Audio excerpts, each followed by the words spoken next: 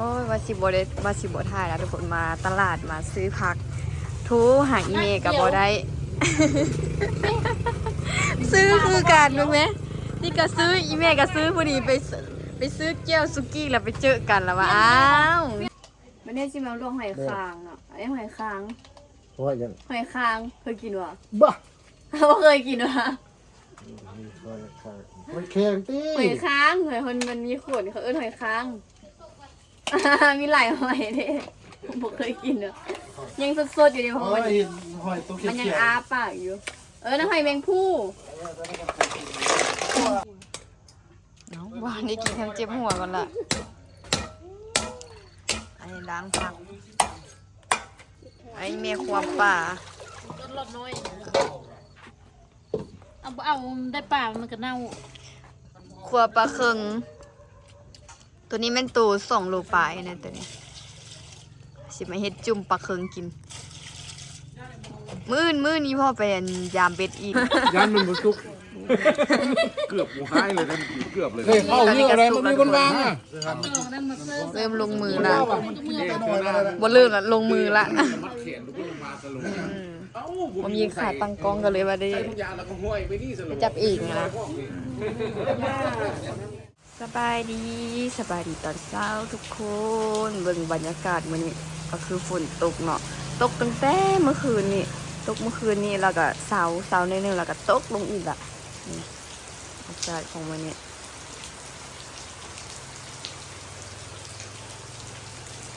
ปิดตานอนขนาดนอนห่มผ้า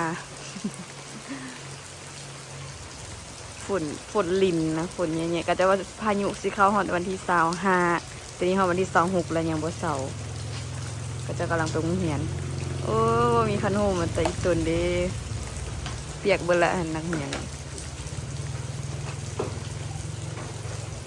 ตูบเฮานี้หัวเตียนพอคือว่าเปียกหั่นน่ะ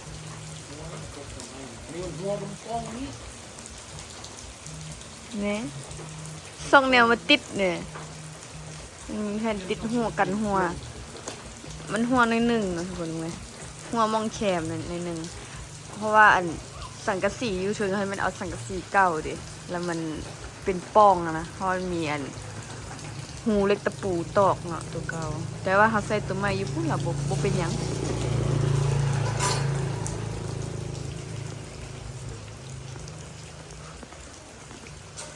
นี่เขาว่าสิเป็นเซเบต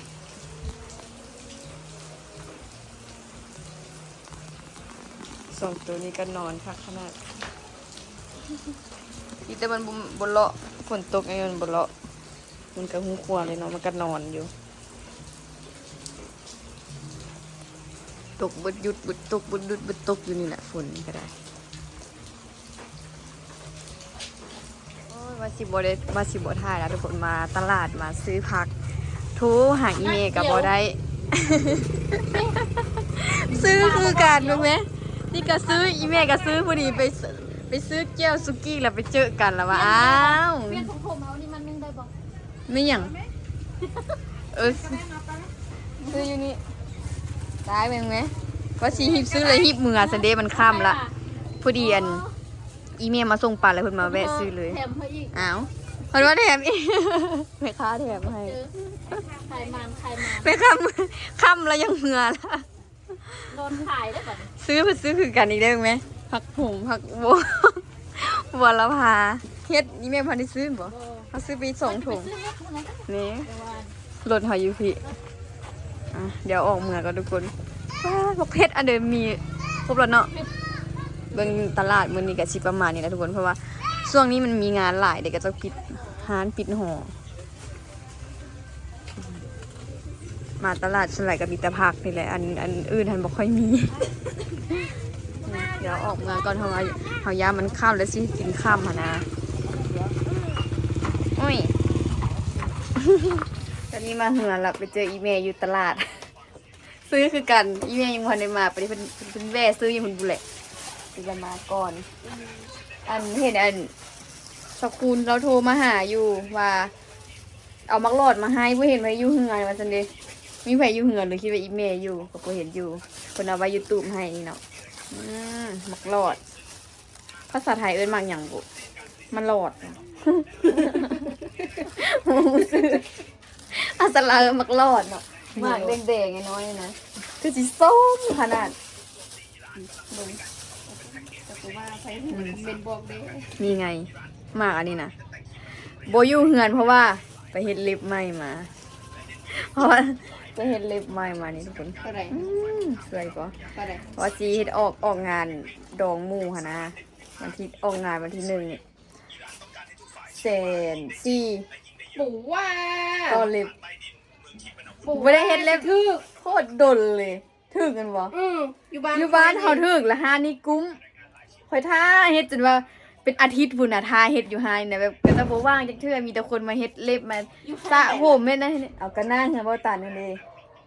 หาเขาไปเฮ็ดหั่นน่ะกระหน้าหานั่นแหละ ทานอีเราสู่ตอนบนเขาไปซาผมมันนะ บ่แม่นอีกเบิ่งนี่ข้างหันปิงซูนหั่นน่ะอยู่หน้าหันหั่นแหละ เจ้ามา ข้างๆหั่นแหละ เจ้าตอนนั้นเจ้าบ่ค่อย อันนี้ต่อเล็บเด้ต่อเล็บ PVC ว่าครั้งบ่แม่นครั้งแรกได้ปะครั้งแรกในปีนี้ซิซะบ่ได้แบบมาเฮ็ดเล็บเจลนี่แบบโคตรดนเลย สวย เนาะบ่ได้เฮ็ดดนละหลายปีละมาเฮ็ดอันมีงานได้เนาะก็เลยว่ามาเฮ็ดได้มั้ย 704,000 เสีย40,000แต่ว่าไปเฮ็ดเคยไปเฮ็ดอยู่เวียงเนาะอยู่นครหลวงอะนะนครหลวงจันทน์แม่นต่อเล็บพร้อมแล้วก็แต่งเล็บอันนี้เขาไล่เป็นนิ้วอีกเด้คันเฮาใส่อะไรเขาก็ไล่เป็นนิ้วอีกแต่อันนี้เห็นก็จะไล่รวมเลย250,000พุ่นน่ะเขาไปเฮ็ดอันน่ะ บ้านค่อยนี่ก็เป็น แล้วมันก็กุ้มแล้วมันก็งามเนาะเฮ็ดอยู่เวียง แต่อันนี้ก็งามถือว่างาม แล้วก็หานี่นะเคยไปเฮ็ดแล้วแต่บ่ได้ต่อเล็บกับกุ้มเท่าใดวะ60,000ว่ะไปเฮ็ดตอนนั้นน่ะบ่ได้อันบ่ได้ต่อเล็บ ตามมันเอาเถอะ เต้าคนตาเริ่มต้น110,000บ่100,000 110,000นี่แหละ คือเอาใส่เรื่องแกงหม้อ ถูกกว่านั้นเนาะ คืออยู่บ้านเฮาบ่ได้แพงแต่ว่าบางร้านมันเขาเฮ็ดก็บ่คักกว่าเดิมนะมักไปทหารอีอัน โดนจักเขา ไปทหารพุ่นนี่แหละก็บ่โดนโนก็เฮ็ดไวอันนี้เห็นแต่โดนอยู่เด้เกือบชั่วโมงก็มักทั่วก็แม่นว่ะแม่นไทเกอร์มาให้ว่ะแม่นตันมาให้ว่ะบ่แม่นแม่นว่ะ พวกผู้ใดได้มากิน สิบอกผู้ใดบอกบ่ตันล่ะแต่เพิ่นสิมาว่าเพิ่นสิไปอุ่นดอง มีงานดองอีกโอ้แต่ว่าคือสิบ่ได้ไปเฮาเป็นงานดองอันลูกของหมู่แม่น้องปิดแก้วเนาะ ก็เจ้าสิไปติบอกเขาบ่ไปก็มีแต่เฮาได้กินตอนนี้ก็อีแม่มา เสื้อนี่แล้วเสื้อนี่ ได้พักมาตื่ม เสื้อเต็มตุกลงเรือแล้วเสื้อ ได้กินแตะพักเพื่อเฮา 80 อันนี้มันกำลังเคียบเครื่องเปิดแฟลชก่อนแจงจังปางแจ่วเฮาสิจุ่มเฮาสิเฮ็ดเป็นจุ่มอันน้ำใสเนาะจุ่มปลานี่เฮ็ดเป็นจุ่มน้ำใสจึงแซ่บก็มีเป็นผักกาดขาวเห็ดเข็มทองผักหุมแล้วก็ผักบง อยากกินกะ ซื้อมาอย่างระมัด เยอะก็ได้ไหม อยากอันแม่ก็เอามาอีกแล้วก็แจ่วนี่เป็นแจ่วนี่แจ่วทั่วคือเก่าเนาะแจ่วสุกี้แล้วชีมาป่นใส่กับแจ่วคุณนัดแซ่บเลยนี่แจ่วนี่เอาส้มบาทแล้วก็บรพาอันนี้แม่ค้าให้ฟรีเลยดิเนี่ยเอาปูเอาให้ร้านเลย ขอซื้อเรา5,000แล้วไปกินรถนี่เขาก็ชิมาซ้อมผักล้างผักครัวปลาแล้วก็เริ่มกินได้แบบนี้นะบ่ได้ยากแกเฮ็ดคือจุ่มเข้าไปนั่นแหละวาซาบิกันยังล่ะบ่จุ่มปลาเคิงใส่วาซาบินะแซ่บให้ผู้ใดมักวาซาบินี่แล้วก็กินวะแล้วก็กินวาซาบิ โอ้กำไรกินก็ไม่ได้เลย น น อ อน น ในพันธะอาบน่ะ ฮอนบ่ฮอนนี่เหือมันเหือย้อยเหือยัง นอนก่อน อันนี้ก็เป็นผักโหมงามไปตลาดซื้อน้ำนั้นเด็กน้อยคนมงน่ะมา1 5,000 กีบ ผักบงนี่ เนี่ยอีตุ้ยมาซื้ออันเอ้าคักเนาะ เด้ซื้อมามัดหนึ่งน้องสาวมันสั่งกับเจ้าเอาลงออนไลน์ฮั่นโลหนึ่ง อันนี้ก็บ่มืออื่น อีเม่ก็ไปซื้ออีก เขาแถมเพิ่มส่งมัด ละอันพูนั้นแถมอันนี้วรพานี่ซื้อ3 มัดพุ่นนะ 10,000 นี่อันนั้นเอาปูเอาให้ แถมหอมป้อมได้แถม อันนี้เป็นผักอีเมลไปซื้อมีห้อผักสลัดเพิ่นเอามาไว้เพื่อกินตำมักทั่วเนี่ยมาได้เสร็จแม่ นักเรียนนี่ตู้ยังเยอะ บ่อึดผักกินเด้อบัดนี้มีแต่ผัก เยอะ เฮ้ยคุณไม่โกงกูมาแล้ว โอ้เขาไปอุ่นดอง พักกันอุทับ แกงกู เขาไปอุ่นดองเว้ยโทรถามว่าตาลเพิ่นสิมาบ่ มาดิชัวครับแกงกู พี่มีผู้ดื่มกินเขาเอาหอยมาส่งแล้วว่ะแม่สั่งหอยแมงผู้แม่นหอยคางกับหอยคุยมากินว่าอันสั่งหรือว่าสั่งหอยแต่ว่าไปต่อเล็บ กูฟังเยอะนี่ก็กิน ด้านเลย บักดน นี่ขนมอันนี้ซิมดู ขนมอันมันต้น อันนี้เนี่ยตัดเอานี่แล้ว เด็ อัน ด นี้ก็ใส่ป่ะ จังหัว แล้วก็ตัดเอา มาซื้อผักมาซื้อซอนนารี่ลืม บัสบี้ก็มีอยู่นี่ ย่างเขาตลาดสองถามเสื้อเพื่อนลืมมาหนึ่งลืมมาหนึ่งลืมมาหนึ่งอยู่มันแค่มีเหมือนนั้นสั่งมาครึ่งโลไปซื้อแตงโม ปนกันแล้วเนาะมีน้ำปนกัน ล้างตังห้ากันเลยแบบอันนี้เขาจึงเด็ด บงเลย2 มัดพอแล้ว อันนี้เขาเด็ดใช่ผักขาวนี่นะผักหอม เอาคงอยู่ลุงจับมีดให้ดู เขาก็เห็ด ล้างให้ดู ตกเก้าเขาก็ยังกันเลยเขากินมันนะ ล้างนี่มัดกันบ่มี3 ว่านี่กินทำเจ็บหัวกันละไอ้ล้างผักไอ้เมียความป่า ต้นรดน้อยเอาได้ป่ามันก็เน่า ครัวปลาเคิงตัวนี้แม่นตัว2 โลปลายนะตัวนี้สิมาเฮ็ดจุ่มปลาเคิงกินมื้อนี้พ่อไปยามเบ็ดอีก ยามเบ็ดมื้อนี้ได้2 ตัวจากโลแม่ 4 โลไป8 โล2 ตัว 2 ตัว8 โลตัวละ4 โลปลานื่นก็ได้ เบอร์ ไปใส่มีแต่ไปใส่เบ็ดปลานี่นี่หว่า เออ โดยใส่เบ็ดแตม มื้อ ใส่ อื่ เบ็ น ด นี่ ปลาเคิง เพิ่นซื้อมองปะไปยามมองได้ยามเบ็ดเด้ ช่วงนี้คือว่าได้ปลาเคิงแหละเนาะ เอาตุยสิแม่มาคิด อ้าว ผิด คือว่าจุ่มปลาเดี๋ยวอยู่นี่ ปลาดุก ปลาดุกอันเอาไว้เฮ็ดเหยื่อปลาเคิง กินมันกินนมมันอยากกินนมมันกินนมบอกเอาน้ำไปโขกใส่ระบบ ว่าไฟนี่ดับนะ มันนอนก่อน อันนี้ต้มน้ นอนตื่นแต่เอาหมู ำอีพ่อ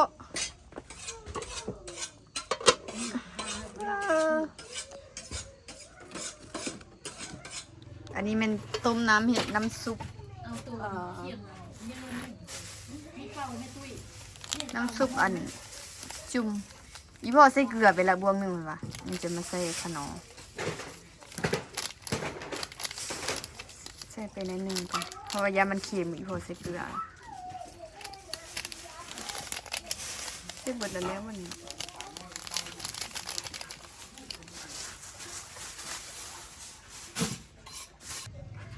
นี่ก็สิใส่ขิงทุบลงไป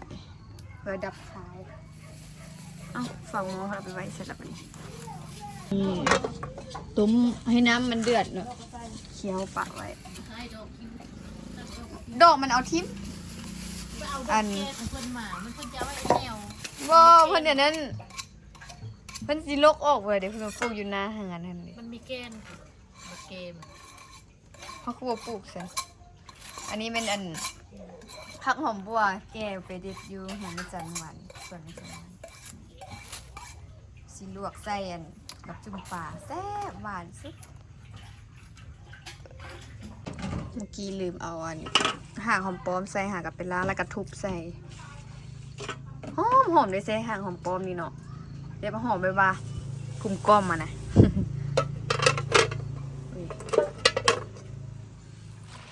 วันนี้ชิมีเมนูลวกหอยพร้อม อันนี้เป็นหอยแครงมุม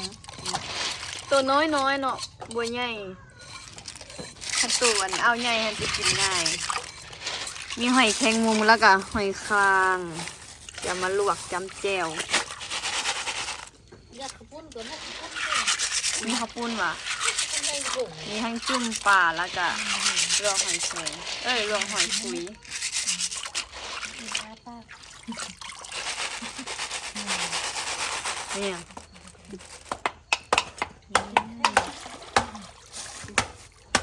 ล้างหลายๆน้ำพอเปื้อน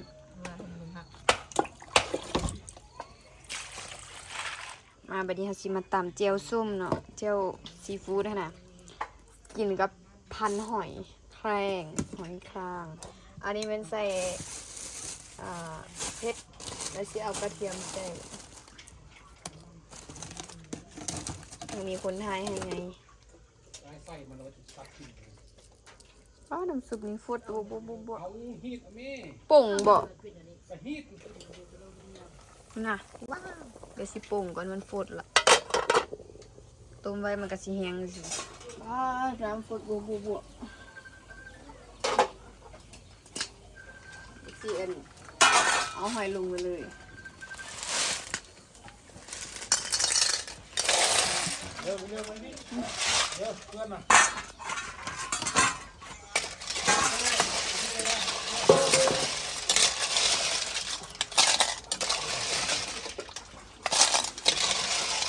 ลวกคนละเทื่อเอาว้าวมันสุกแล้วบ่จัก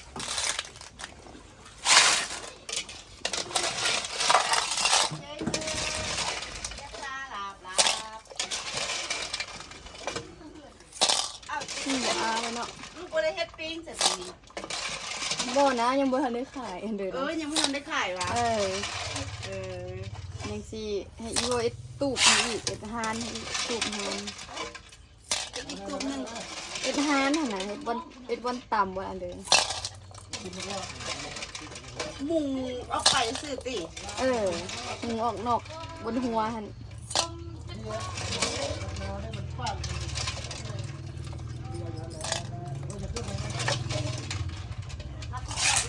มันได้สิมาลวกหอยคางเนาะอันนี้หอยคาง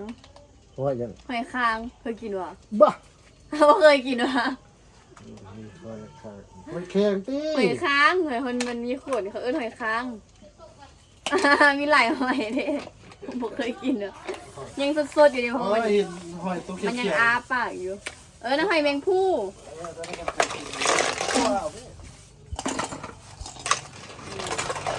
สิลวกๆสิตอนใด ไปที่เดินมาสิ ฮะ มาตะเบียง คือ คือมาตะเบียง โบอันก็สั่งของเขาสั่งไทยหลวงน้ำฮ้อนๆเกินละ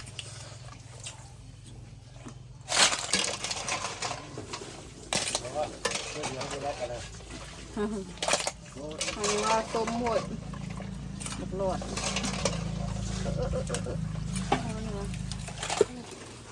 พูดไทยแล้วปะอันชิ้นตามอันนี้มีกับโบได้แค่ใส่หางหอมปลอมเดี๋ยวใส่เผ็ดกระเทียมแล้วก็หางหอมปลอมไปสากตัวน้อยไม่ใช่ปะนี่เดี๋ยวตัวบางยืนจิ้งเล็กไหวอยู่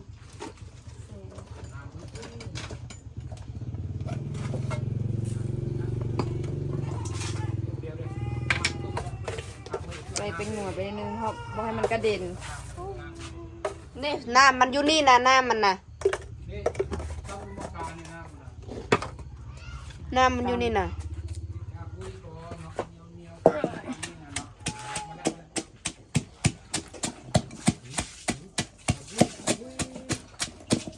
อ้าวคืออันนี้เยอะๆเนี่ยยากคือได้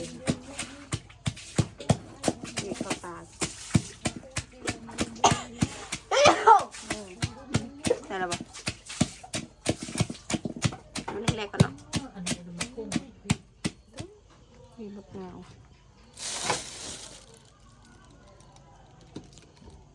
หนาวกับบุมีน้ำมะนาวแข็งแข็งนี่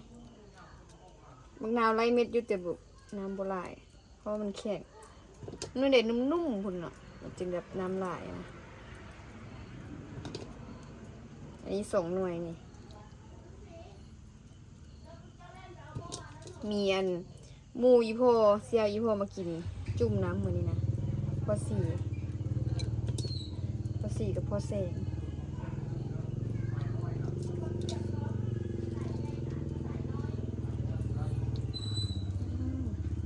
มื้อนี้ฝนบ่ตกแล้วมื้อเช้านี่เพิ่นฝนตกแค่ตกว่าใครได้บ่ตกอันงานโด่งก็จะ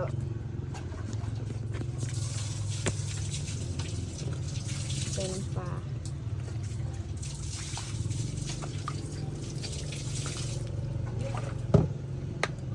น้ำตาลยังได้ใส่เนาะนี่ก็เป็นเนื้อ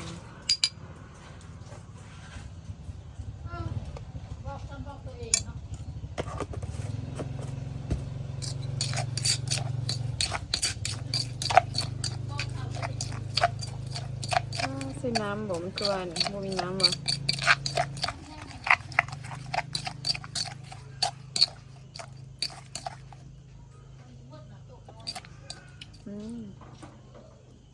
อย่าเอาน้ำดื่มมาเติมก่อน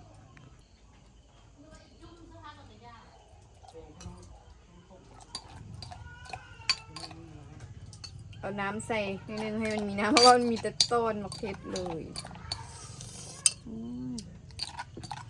ที่ชิจานเมื่อกี้ซีนี้พอดี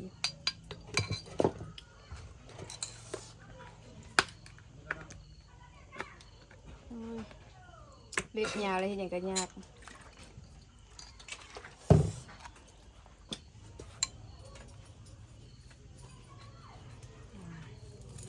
ใส่หอมใส่ทั้งหักมันแล้วก็ใส่ใบใส่ต้นมันอย่าง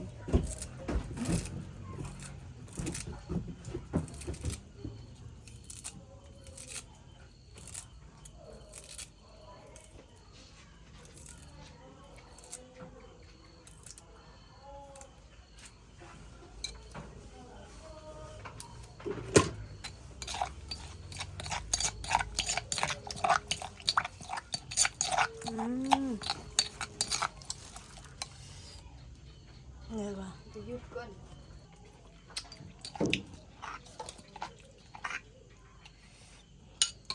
ชอบเพื่อน้อยบ่เห็นใส่จานน้อยแทนโอ้ยมีน้ำ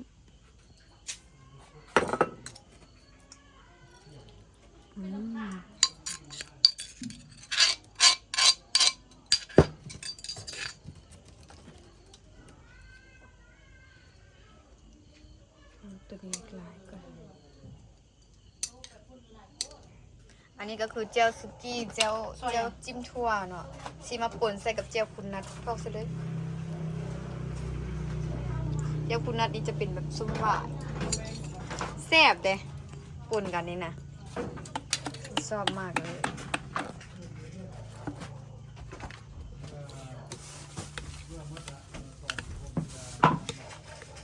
ตัวนี้หมูโยกับมาบดละบดตันกับมาละเขียนได้รับประทานแบบนี้เนาะ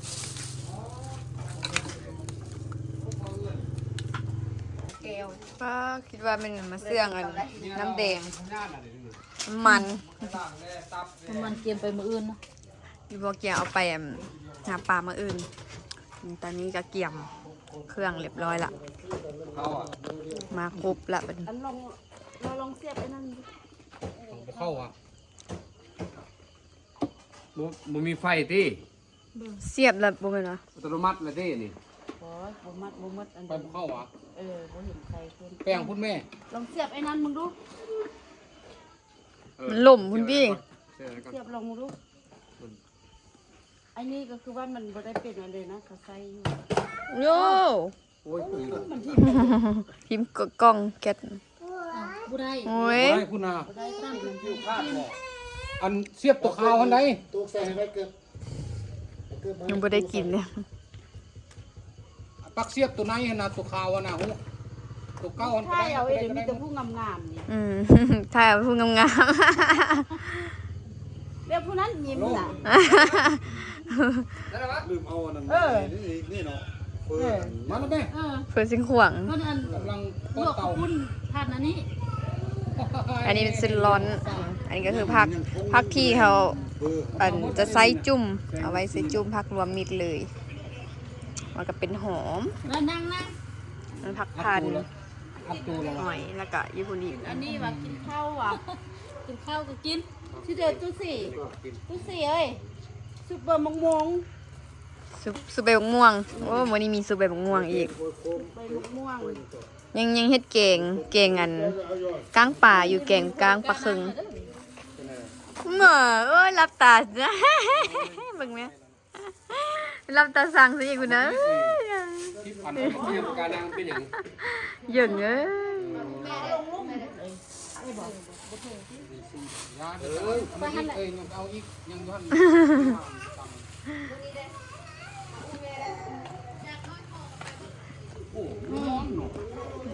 อันนี้ก็เป็นเจลค่ะอ่อนมะเขือกับกระเทียมซอยเส้นดื่มเลยคนกันเลยเนี่ยส้มผัก หน้าป้ามเล็กน้อยจะส้มเลย แซ่บอ่ะบกหัวมือที่บ้านนั้น ใส่สองจานเลย มาเด้อทุกคนกินข้าวน้ำกันเด้อกินจุ่มปลาเข่งน้ำกันเด้อครับผมว่าแซ่บแน่นอนวันนี้มีแต่อาหารแซ่บแซ่บอีกละแต่มันแซ่บแท้ๆละ ไฟนี่หัวหมด โอ้ลมแท้ลมบ่ อ้าวมันปัดแบบนี้น่ะมันบ่ร้อนวะ มันบร้อนสิ มิตรผมมาทางอัน แม่เหรอ ตัดมาตัดนี่อันนี้ก็ตัดมันเลย คิวข้า เสียบอยู่เทิงเหือนเด้ มา อันนี้เอากระดูกมันลงเปลี่ยนบ่เก่งแล้วมันเอามาเฮ็ดจุ่มเอา ซื้อเบียร์ไม่เคยกิน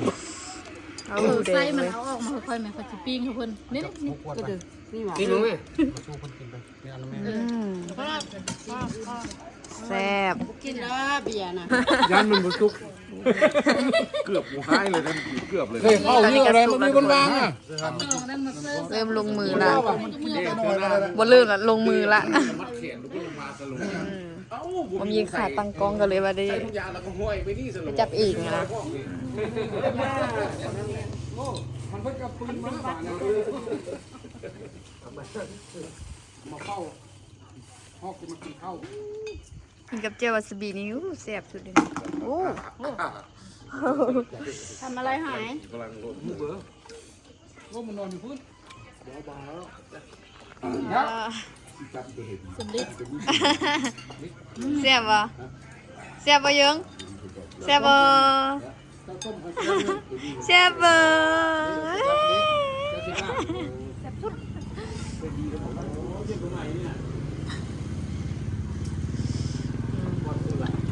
แอลกอฮอล์ดับค่ะ5,000ก็พอเองแล้ว ซื้อ10,000เอามาเต็งปลามื้ออื่นจุ่ม2หม้อ โอ้คิวบัสกิ อยู่วาซาบิ คิวมันเกินนะ แซ่บบ่ ไปดับ แซ่บก็กินกับเป็นปลา มา เนี่ย เขาปุ้นเย็นพี่เด็กมาพี่เต้นคุณน้ำ อีตุ้ย ก็มีน้ำมัน อ่ะเดี๋ยวขอตัวกินกันเด้อทุกคนหิวละ เริ่มแน่ๆด้วยนะ